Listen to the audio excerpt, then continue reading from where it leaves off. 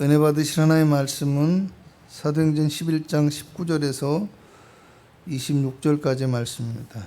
그때 스데반의 일로 일어난 환란으로 말미암아 흩어진 자들이 베니게와 구브로와 안디옥까지 이르러 유대인에게만 말씀을 전하는데 그 중에 구브로와 구레네 몇 사람이 안디옥에 이르러 헬라인에게도 말하여 주 예수를 전파하니 주의 손이 그들과 함께 하심에 수많은 사람들이 믿고 주께 돌아오더라. 예루살렘 교회가 이 사람들의 소문을 듣고 바나바를 안디옥까지 보내니 그가 이르러 하나님의 은혜를 보고 기뻐하여 모든 사람에게 굳건한 마음으로 주와 함께 머물러 있으라 권하니 바나바는 착한 사람이요 성령과 믿음이 충만한 사람이라 이에 큰 무리가 주께 더하여지더라. 바나바가 사울을 찾으러 다소에 가서 만남에 안디옥에 데리고 와서 둘이 교회에 1년간 모여 있어 큰 무리를 가르쳤고 제자들이 안디옥에서 비로소 그리스도인이라 일컬음을 받게 되었더라. 아멘. 바른 교회의 조건이라는 제목으로 제가 여러분들에게 4주째 말씀을 증거하고 있는데요. 지난 시간에 전했던 말씀을 한마디로 정리해 본다면 바른 교회가 되고 좋은 교회가 될 수 있는 유일한 조건은 예수가 증거되어지는 것이라는 겁니다.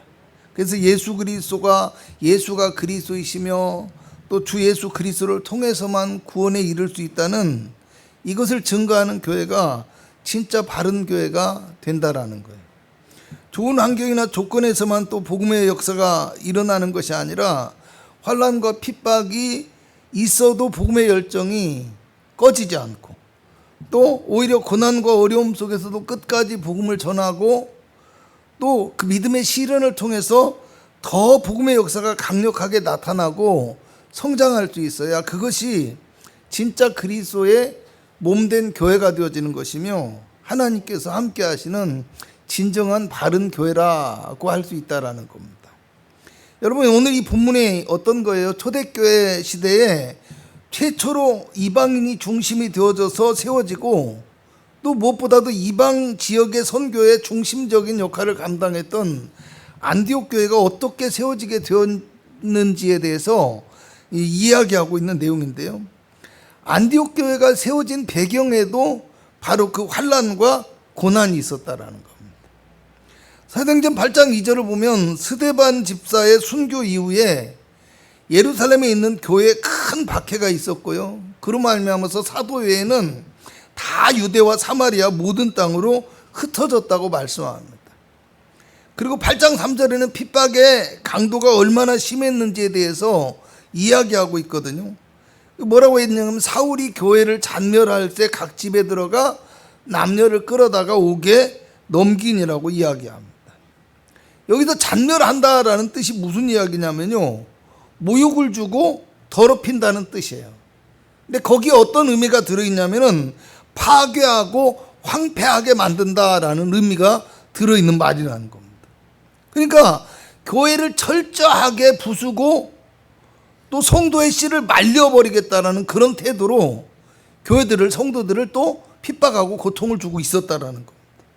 그런데요, 놀랍게도 8장 4절에서 5절에 가면 흩어진 그 사람들이 두루 다니며 복음의 말씀을 전하고 그리스도를 백성에게 전파했다라고 얘기합니다. 예수 그리스도를 믿지 않는 자들은 이 복음을 믿는 성도들을 핍박하고 또 교회를 흩어버렸다라는 거예요.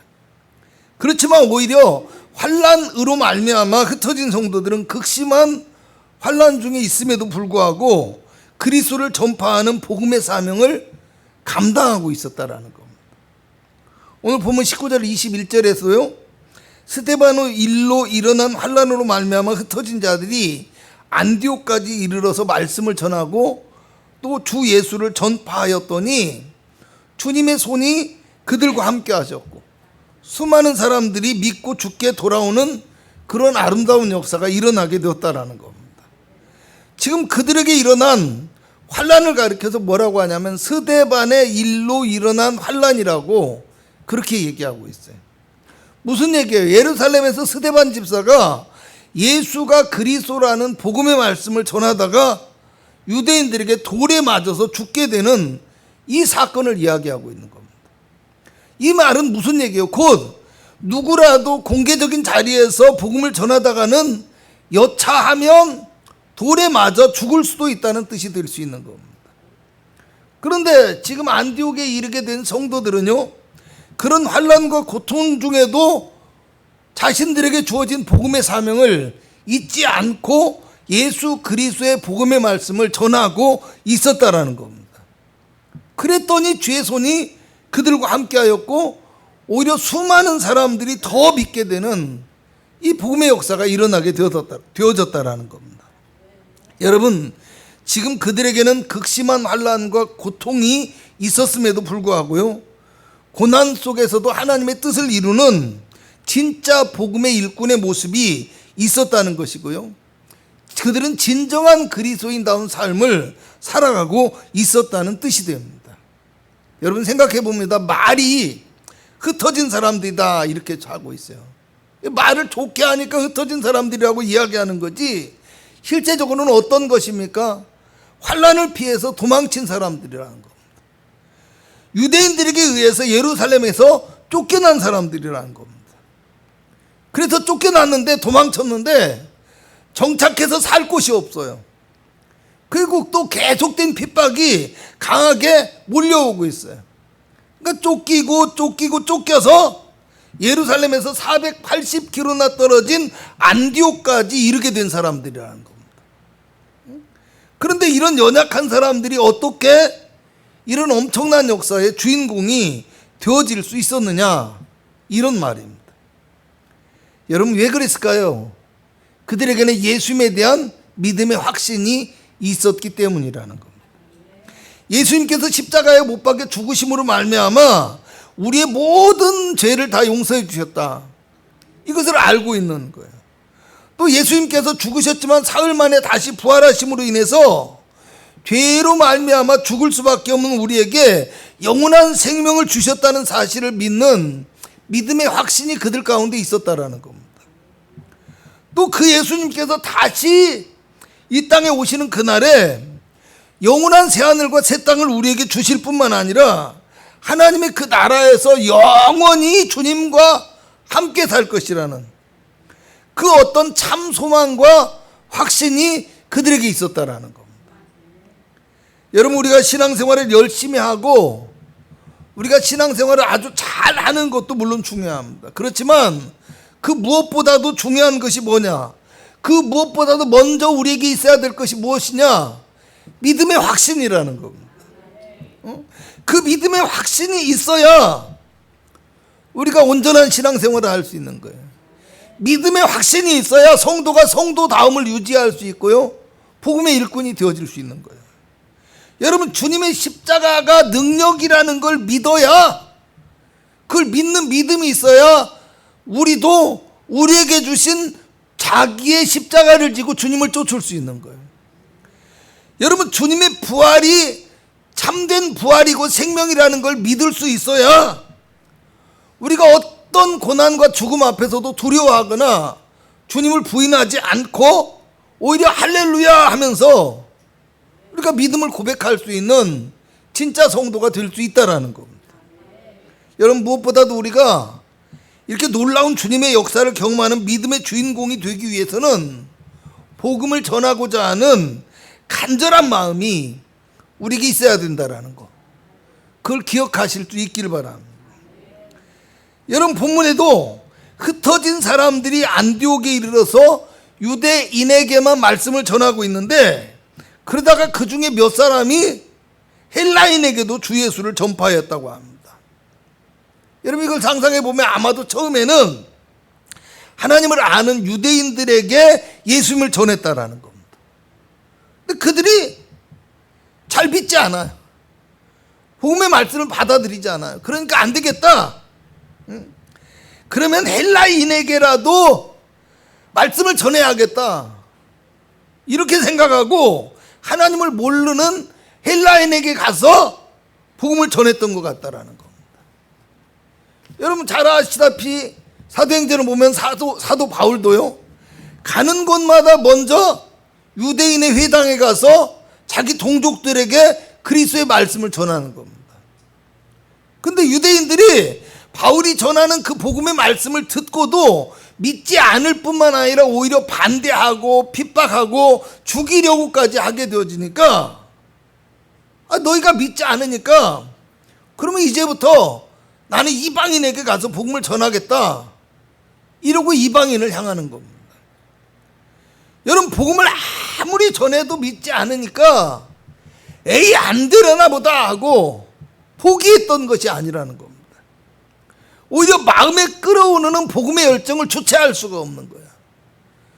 주님이 인류를 구원하시고자 하는 그 사명, 그 놀라운 뜻을 전하고자 하는 열정이 끌어오르기 때문에, 그러면 이방인에게라도 가서 복음을 전해야지. 이렇게 하고 하나님도 모르는 이방인들에게 가서 하나님과 예수 그리스도의 복음을 전하게 되었다라는 겁니다. 그랬더니 주의 손이 그들과 함께 하신 은혜가 있더라는 겁니다. 할렐루야. 여러분, 얼마 전에 저 다른 지역에 있는 목사님 한 분이 한 성도를 만나고 식사를 했던 이야기를 저에게 하는 겁니다. 사실 말이 좋아서 성도이죠. 지금은 교회도 다니지 않고, 그럼 알코올에 중독돼 있고, 또 교도소도 갔다 오고, 그냥 불량하기가 말이 없는 사람. 근데 지나갈 때마다 목사님을 보면 아는 척을 해요. 아는 척. 왜? 과거에 교회를 다녔던 경험이 있고 또 잘 알고 있으니까. 저도 잘 알고 있는 분이에요. 너무나. 제가 그곳에 있을 때는 또 친하게 지내던 분이기도 해요. 그런데 그분을 만났다라는 거예요. 근데 사실 제가 잠깐 만났을 때, 뭘 하러 갔다가 잠깐 만났는데 옆에서 술에 취한 상태에서 계속 불필요한 말을 건네고 막 이렇게 하니까 빨리 가던 길 가라고. 빨리 가던 길 가라고. 이렇게 하면서 막 몰아내던 사람인데, 이 사람이 아무리 전화를 해도 전화를 안 받더라는 거야. 그러니까 뭐 이렇게 전화해보고 저렇게 전화해보고, 나중에는 자기 전화를 안 받으니까 다른 사람 전화를 가지고 전화를 해서 받으니까 그 사람을 만나서 식사를 했다라는 거야. 아니, 뭘 바라고 그 사람을 그렇게 만나려고 애를 썼나 하고 봤더니, 어찌됐건 하나님의 백성이었는데 세상 길로 나아가서 교회를 다니지 않고 있으니까 그 사람이라도 어떻게 한번 전도해 볼까. 할렐루야.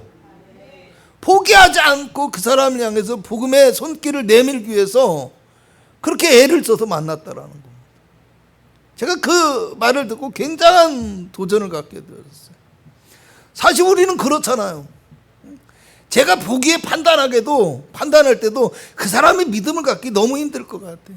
그 사람이 다시 교회 나오기 너무 힘들 것 같아요. 오히려 교회 나오면 불편함만 끼칠 것 같은 생각이 들을 정도예요. 근데 그 복음의 열정을 가지고 있다라는 겁니다. 그러니까 하나님이 쓰시는 것 같다, 이런 생각이 들어요. 우리는 어때요? 내가 사랑하는 가족에게조차도 여러분 복음의 열정이 꺼져버리지 않았습니까? 그저 남편이 돈 잘 벌어오면 되고, 아내가 밥 잘해주면 되고, 그죠? 가족들이 속 안 썩이면 되고, 그냥 잘 살면 행복하고 기쁘고 하나님께서 복 주셨다고, 그런 말도 안 되는 주장을 하는 그런 성도들이 되어있지 않느냐라는 겁니다. 여러분, 오늘 우리는 복음의 열정을 가져야 됩니다. 여러분, 진짜 믿음의 능력이 무엇이냐? 하나님 앞에 간절함이라는 걸 알아야 됩니다. 우리가 잘나고 똑똑해서 하나님께서 우리에게 역사하시는 것이 아닙니다. 우리가 뭘 많이 알고 말을 잘해서 하나님께서 우리의 기도를 들어주시고 은혜를 허락해 주시는 것이 아니라는 것을 우리는 반드시 깨달아 알아야 됩니다.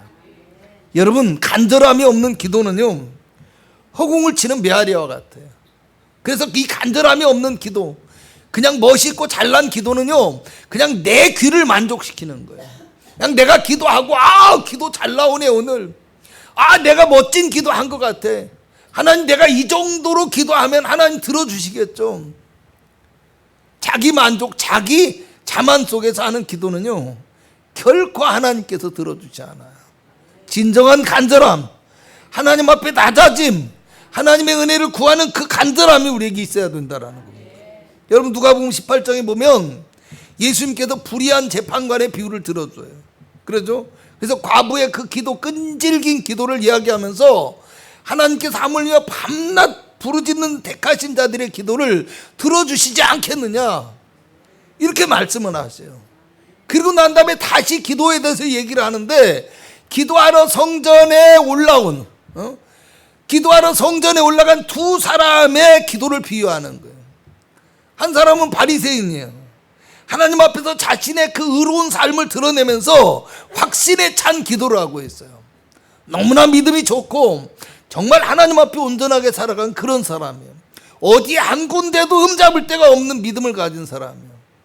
그런데 예수님은 그 기도는 들어주시지 않고 오히려 하늘을 쳐다보지도 못하고 그저 가슴을 치면서 하나님이 나를 불쌍히 여기소서, 나는 죄인이로소이다 하면서 고백하고 있는 이 세리를 의롭다 하셨다라고 얘기를 해요. 오늘 우리가 이렇게 간절함이 있어야 돼요. 하나님 앞에 내가 잘나고 똑똑해서 나를 하나님이 봐주시는 것이 아니라, 내가 의롭고 온전해서 봐줄 만한 구석이 있어서, 기도를 들어줄 만한 뭐가 있어서가 아니라, 내가 진정으로 하나님의 은혜를 구하고 하나님을 의지하는 그 간절함이 있어야 된다는 거예요. 여러분, 핍박으로 인하여서 흩어진 사람들 중에는 사마리아 지역에 복음을 전했던 빌립 집사와 같은 유능한 사람도 있었어요. 그렇지만 대부분의 성도들은 어떤 성도냐, 예루살렘의 절기를 지키러 올라갔다가 베드로가 하는 그 솔로몬 행각에서의 설교를 듣고 회심한 아주 평범한 그리스도인들이 대다수였을 것이다, 이런 생각이 듭니다. 여러분, 본문에 나오는 안디옥의 복음의 말씀을 전한 사람들도 마찬가지예요. 사실은 이름조차도 알려지지 않은 무명의 그리스도인들이었다라는 거예요. 여러분, 어쩌면 누가 제일 먼저 그곳에서 복음을 전했는지 알 수 없어요. 누가 안디옥 교회의 1호의 성도인지 그거 알 수 없어요. 누구하고 같이 그 교회를 개척했는지 알 수 없어요. 그런데 그런 상황 속에서 그들의 소문을 들은 예루살렘 교회에서 사정을 살피기 위해서 바나바를 보내게 되거든요. 그런데 바나바가 왔다가 안디옥 교회의 첫 번째 목회자가 되어서 그 안디옥 교회에 머무르게 되어지는 거예요. 바나바가 그곳에 목회자가 되기 위해서 온 게 아니에요. 그 교회의 사정을 살피고 그 교회의 복음의 역사가 정말 옳은 것인지, 그곳에서 믿는 성도들이 바르게 그리스도를 믿는 것인지 그걸 알기 위해서 왔다라는 겁니다. 근데 그곳에 첫 번째 목회자가 되어졌어요. 여러분, 이것을 다시 생각해 본다면요, 안디옥 교회에 큰 복음의 역사가 일어나게 되었지만 사실은 그곳에 복음의 말씀을 가르칠 만한 사람이 없었다라는 겁니다. 그렇기 때문에 바나바가 안디옥 교회의 목회자가 될 수밖에 없었어요. 그 교회를 리드하고 그 교회의 바른 신앙을 가르칠 수 있는 사람이 한 사람도 없었다라는 겁니다. 또 25절에서 26절을 보면 바나바가 다소에 가서 사울을 데려오거든요. 그리고 둘이 함께 가르쳤다라고 이렇게 말을 하고 있는데요, 이 말은 바울의 역량을 바나바가 인정해 주는 것이기도 해요. 또 바나바 혼자서는 감당하기 어려울 정도로 그곳에 부흥의 역사가 일어났다는 것이요. 근데 또 한 가지 중요한 것이 뭐냐면, 생각해 볼 것이, 어떤 면에서는 바나바가 그곳에서 그렇게 사역을 하고 있는데 바나바의 사역을 도와서 함께 일할 만한 교사나 선지자가 한 사람도 없었다라는 거예요. 그래서 바나바가 자기를 도울 만한 일꾼들을 찾으러 다소까지 가서 사울을 데려왔다라는 겁니다. 그래서 함께 거기서 말씀을 전하고요, 이후에 보면은 예루살렘에서 선지자들이 오고 교사들이 도착해서 함께 그곳에서 또 공동 사역을 하는 모습들을 볼 수가 있어요. 여러분, 주님의 교회는요, 잘나고 똑똑한 사람들에 의해서 세워지거나 아니면 잘 훈련되고 준비된 지도자들에 의해서 부흥하는 것이 결코 아니라는 사실을 알아야 됩니다. 여러분, 목사 혼자 견도하면 얼마나 할 수 있겠어요? 목사 혼자 일하면 얼마나 일할 수 있겠어요? 여러분, 오히려 주님의 교회는 믿음의 확신과 복음의 열정을 가지고 예수 그리스도를 전하고자 하는 간절한 마음으로 기도하며 나아가는, 어찌 보면 이름 없는 무명의 그리스도인, 그 한 사람 한 사람의 보이지 않는 수고와 보이지 않는 헌신을 통해서 교회가 이루어진다는 거. 그걸 우리가 반드시 기억해야 돼요. 내 이름이 드러나야 되는 게 아니에요. 내 이름이 무슨 적혀져야 되는 것이 아니에요. 우리는 생명책에 내 이름이 쓰여진 것을 더 기뻐할 수 있어야 되는 거예요. 하나님 앞에 이름 없이 빚도 없이 내가 수고하고 헌신하는 그 모든 것들을 하나님이 알고 계신다라는 것이고, 그것이 있을 때 거룩한 교회가 세워지는 거예요. 혼자서 할 수 있는 게 아니라는 겁니다. 아무리 목사가 좋은 말씀을 전해도 그 말씀을 따라 행하는 사람이 없으면 그 말씀은 그냥 그날 하루의 은혜에 족하는 거예요. 여러분, 하루만 은혜 받고 가지 마시기 바랍니다.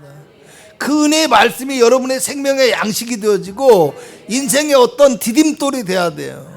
그래서 그 말씀이 온 땅에 선포되어지고 그리스도의 영광이 나타날 수 있어야 된다라는 겁니다.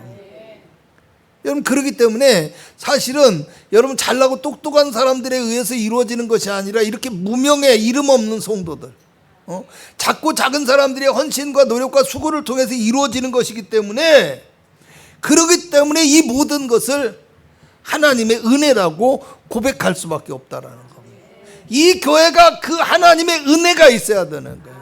우리가 잘나고 똑똑해서 우리가 뭐 규모가 있어서 하는 것이 아니라 주님이 우리에게 은혜를 주시고 그 은혜로 하나님께서 우리에게 역사해야 된다는 겁니다. 우리의 힘과 능력이 아니고요, 또 우리의 공로나 우리의 자랑이 아니라 오직 주님께서 그의 손으로 역사하셔서 그래서 이루어 주시는, 값없이 주시는 은혜가 오늘 안디옥 교회에 있었다라는 것이고요, 우리 교회 가운데도 우리의 삶 가운데도 나타나야 된다는 것을 알아야 된다라는 겁니다.